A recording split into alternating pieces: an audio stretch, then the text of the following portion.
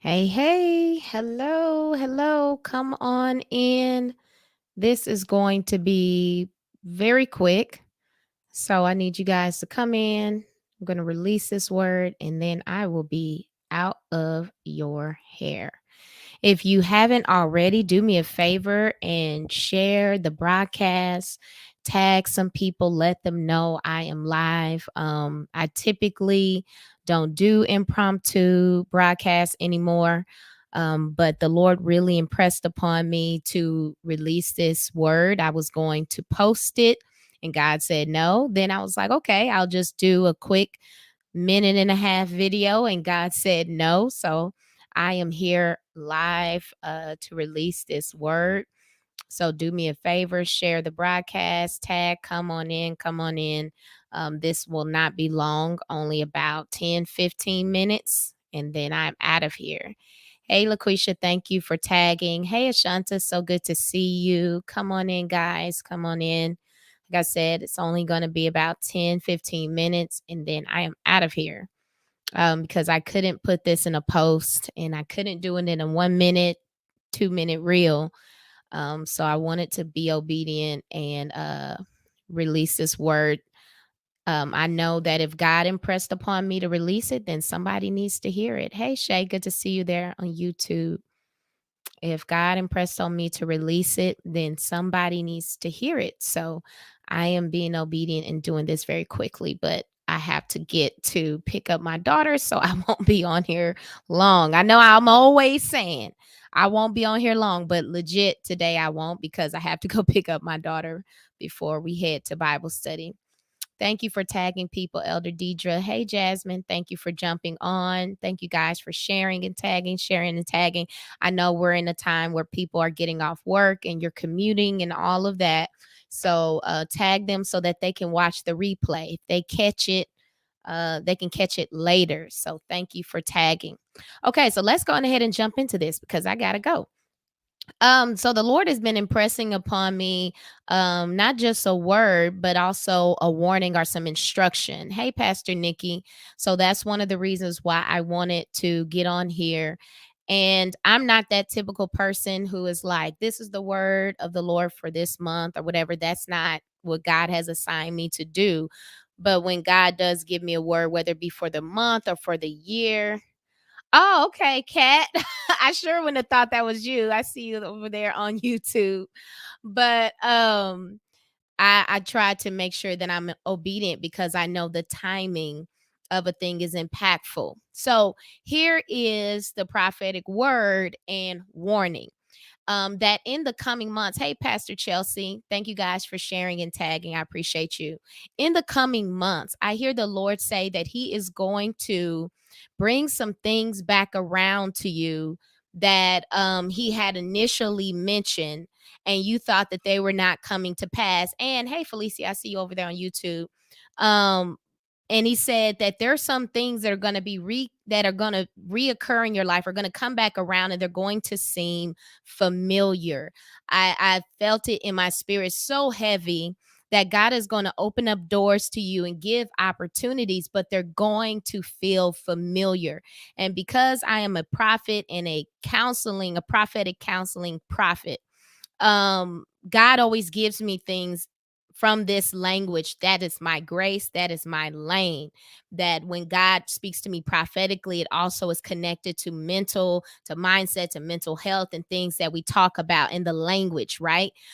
So I titled this that triggers are not always truth, because of the familiarity of what God is about to send your way.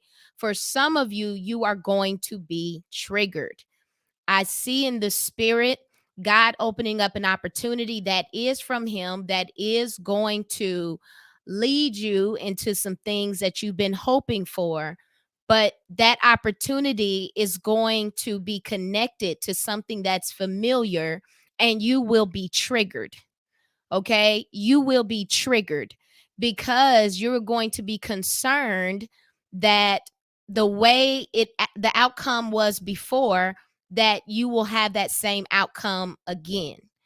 And for many of you, the Lord was telling me to tell you, for those of you who have really been on a healing journey and you have been growing emotionally, mentally, spiritually, and becoming more stable mentally, that you need to be encouraged that you will not handle this situation the way you handled it before, and the impact that it had on you before, it will not have on you this time.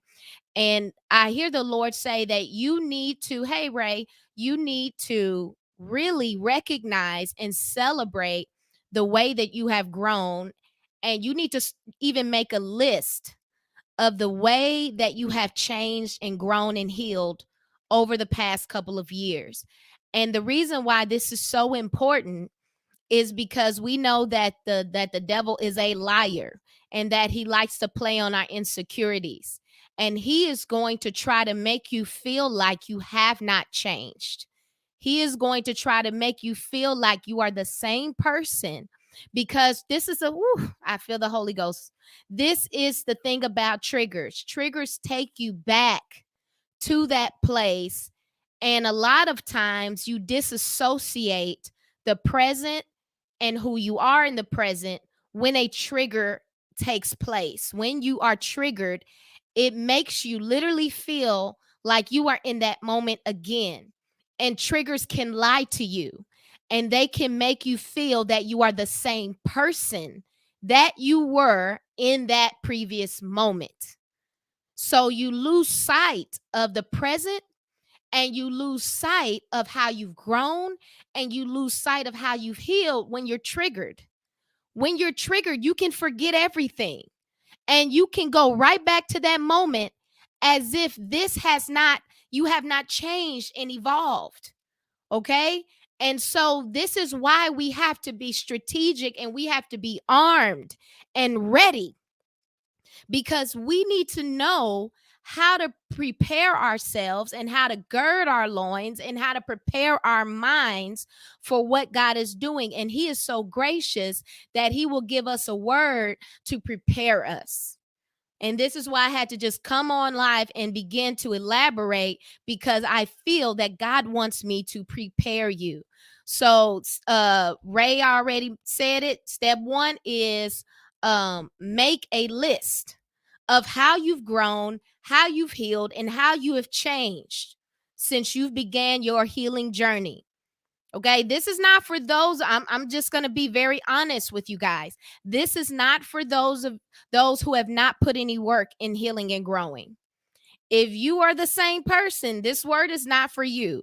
This is for the people who have been going to, been healing, been dealing with themselves, been growing, been transforming, and you've intentionally been doing that. Okay, so step one is make a list of the way that you've healed, you've changed, and you've grown. You need to recognize how you are different and in what ways you're different, because the enemy wants you to think that you're the same person. If you think you're the same person, you think the result of whatever you face will be the same that it was before. But somebody needs to testify that I am not who I used to be, and the outcome of this battle will not be what it once was, because I am more than a conqueror. And I'm not even going to approach it the same way. I'm emotionally sober now. I am mentally sober now. I'm gaining authority over my emotions now. I don't have anger issues anymore. I don't deal with chronic anxiety anymore. I don't deal with all those insecurities anymore. You need to know that you are not the same person. You need to know that you've changed. You need to know that you've healed. You need to know that you don't handle challenges the same. You don't fall apart anymore. You don't crumble anymore. You don't go in a hole and be depressed anymore. You now approach things differently. And so what God is going to be doing is giving you new opportunities, but you will be triggered, and you will start to feel like this feels familiar. I know this. I've been here. And it can make you fearful if you are not in tune with the way that you've changed. Because what God doesn't want you to do is to begin sabotaging the doors that He's opening, because you're afraid that you can't handle it. You need to know that you can handle it. Somebody type in the comments, I can handle it. You need to know that you can handle it. You are not who you used to be. You can handle the new doors. You can handle the new relationships. You can handle the new challenges. You can handle the new responsibilities. You can handle it. You can handle it because the enemy is going to try to play on who you used to be. And he will try to fool you into saying, oh, you remember how last time you were so anxious. You were so anxious you gave up. You remember last time you had all that stress. Remember last time you became depressed. Remember last time you felt rejected. Remember last time you were so insecure. You can tell him, look, you can bring up old stuff all you want, but that stuff is not relevant to me anymore. It's not relevant to me anymore because I'm not that person anymore. And I'm not afraid to face these challenges because I'm stronger than I used to be. I'm wiser than I used to be. I'm more sober than I used to be. And I got more faith than I used to have. So you need to be able to take those challenges head on, and you need to be able to restabilize your mind. Because, like I said, when you are triggered, it can take you into a place where you lose grip of reality, and you will go back to that place, and you will lose sight of the fact that the world has changed and your perspective has changed from then till now. And you need to have some stability and a foundation to stand upon, and to be able to snatch yourself out of the past and bring yourself back to the present. That's right, right? And say, this isn't that. I'm not that, and this situation isn't that. Because if you don't, you will sabotage. You will sabotage yourself, and you will turn down things you should be saying yes to, or you will avoid opportunities that God is opening for you because they're going to stretch you. You will try to stay in your comfort zone, and guess what? When you stay in your comfort zone, you forfeit increase. You will stay in your comfort zone and forfeit increase. It is the will of the Lord that you increase. It is the will of the Lord that you excel and that you go higher. But if you are not in tune with who God has made you into, you will sabotage it, and you will try to stay where things are comfortable and they are predictable. And the biggest thing about facing new seasons and new challenges and new opportunities is you need confidence. And confidence isn't just about you believing that you look good and that you're this and you're all that. Confidence is having the ability to trust that you will show up. And God is opening up doors for you that are going to intimidate you. I'm not going to sugarcoat this. I'm not going to try to make it pretty and sweet. When God gives us big opportunities, they are scary. They begin to tap on all of the insecurities we've dealt with. But that's how we know it's from God. It's a blessing that we need God to fulfill. We need the help of the Father to walk into that thing. And I need to have confidence that I can show up and do what God has called me to do. That I will not fall on my face, that I will not fail, that I will not embarrass myself, that I will not humiliate myself. But if God brought me to this opportunity, that He is with me and He has placed the things I need in me to go into this thing and to do it successfully. So you need to be able to recognize the trigger, and you need to be able to be sober and recognize how much you've grown and how you've changed and how you've improved and how you have increased as a person, so you know that you're not the same person that you were before. The next thing is you need to be able to recognize that it's a God thing, even if it intimidates you. Do not try to diminish the favor of God and the hand of God by saying this can't be God because it intimidates intimidates me. No, honey, most of the times when it's God, it's going to intimidate you because, like I said, there has to be a faith factor. There has to be a point in something God does that you can't do in your own strength, that you need Him to complete successfully. And that's another way that we know it's God. There has to be room to grow. Okay, some of you only say yes to things if you feel like you got all you need to say yes right now. That's not faith. True increase is going to leave you room to grow. You may have a good portion of what you need, but then you know that you're going to have to grow into this position or grow into this opportunity or grow into this new level. That's how we know we're really increasing. You shouldn't have mastered a new thing. Come on and hear somebody. You should not have mastered everything if it's a new level. Because in a new level, I'm supposed to be growing into it to the point of mastery. Then I graduate again. But if you're saying I'm in a new level and I've already mastered everything in that level, you're not stretching. You're staying in your comfort zone. You only said yes because you feel like you've mastered it. New levels are going to be things you have to grow into. And so He wants you to recognize how far you've come so that you can handle this soberly and with faith. Because I hear the Lord saying that new opportunities are coming your way. Some of the things that you've been praying for, and you've almost, in a sense, forgotten about them because they haven't come to pass, He's bringing them back around.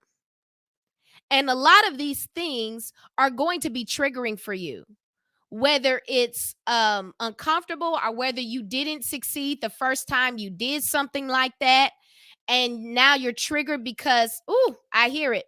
The Lord says, even for some of you, whether it's with business or an event or ministries or whatever, there are things He's bringing back around to you, and you felt like it was a failure before, and you're going to be triggered about it.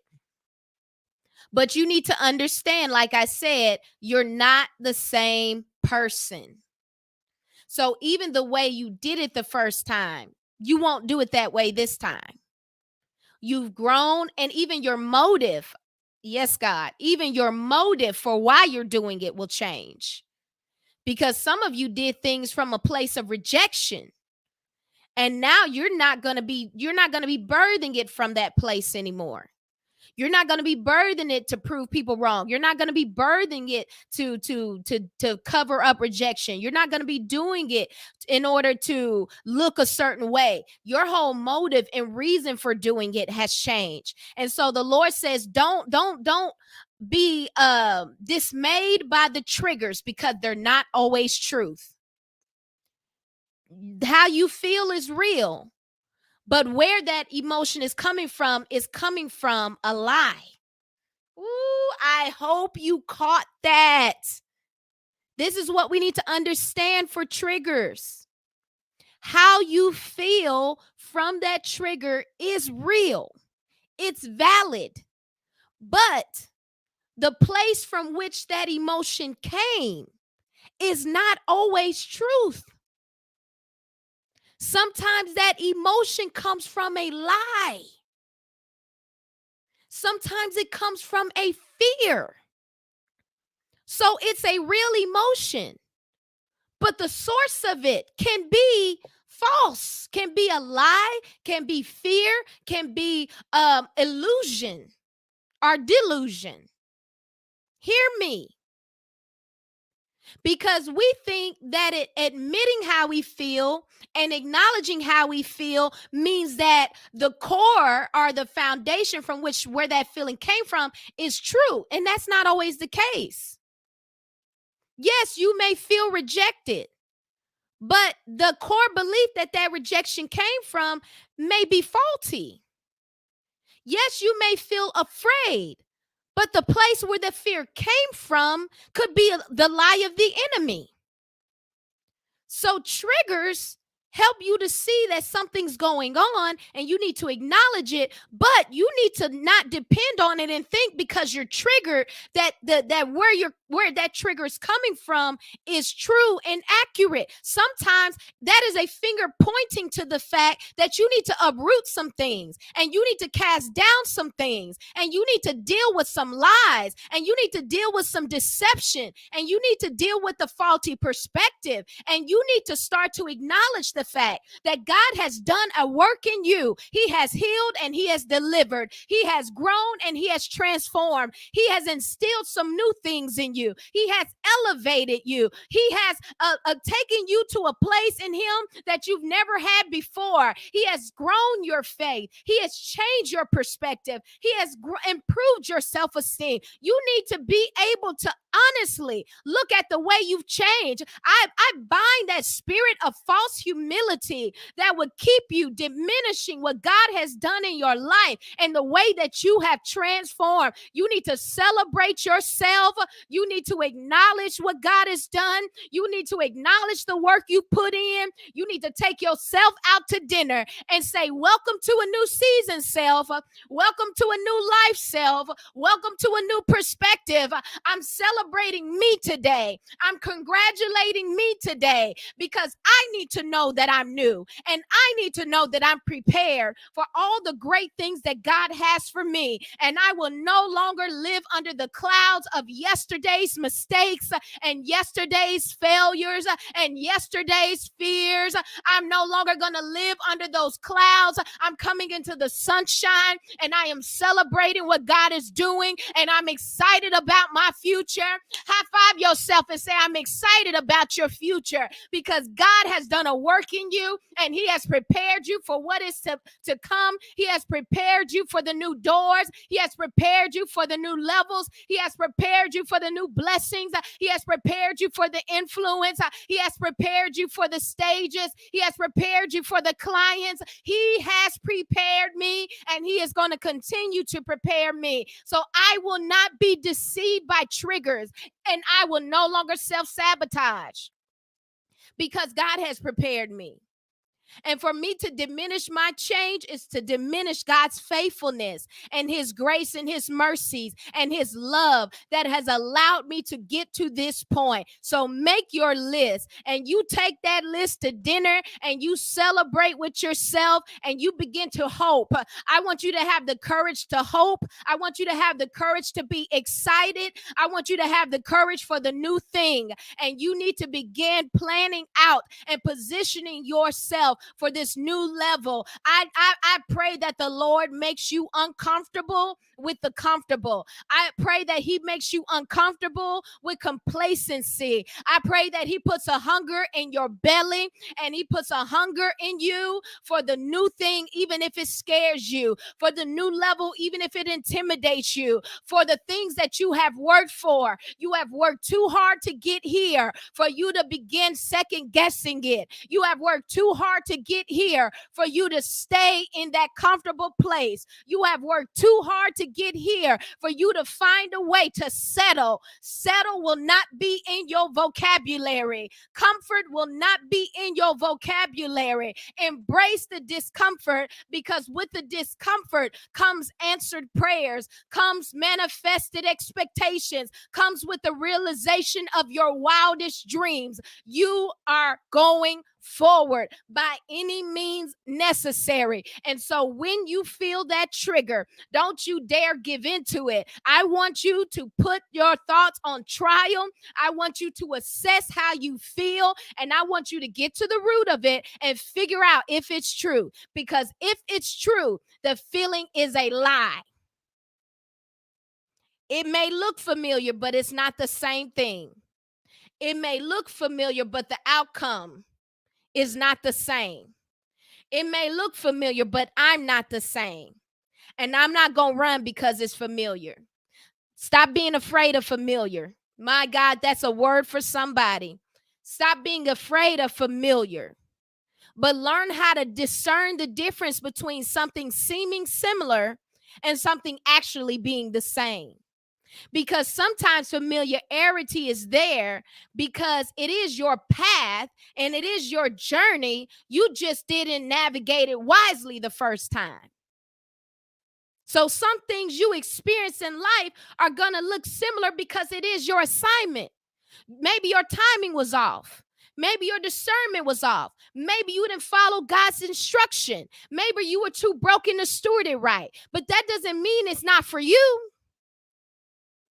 Sometimes familiarity is used as a weapon by the enemy for you to be in a cycle. But sometimes it's not a cycle. Sometimes it's assignment. You just got to learn how to handle it the right way. So I pray that this word was a blessing to you guys. And if you are jumping in on the end, make sure you go back to the beginning and you catch this replay from the beginning. Tag somebody who needs this word. Share this with somebody who needs this word. But like Prophetess Brandy says, God is giving cheat codes. When God releases the word of the Lord from a reliable source, take it seriously because it is his love and it is his grace and it is his mercy to where he wants us to see what's coming so that we can prepare and handle it wisely. So don't hold on to this word for yourself. Let somebody else receive the word so that they can be helped as well. I will talk to you guys later. Join us for Bible study tonight at Liberate Church and also again on Sunday for Sunday Encounter at 10:15. I love you guys with the love of Christ. Have a good one. Bye-bye.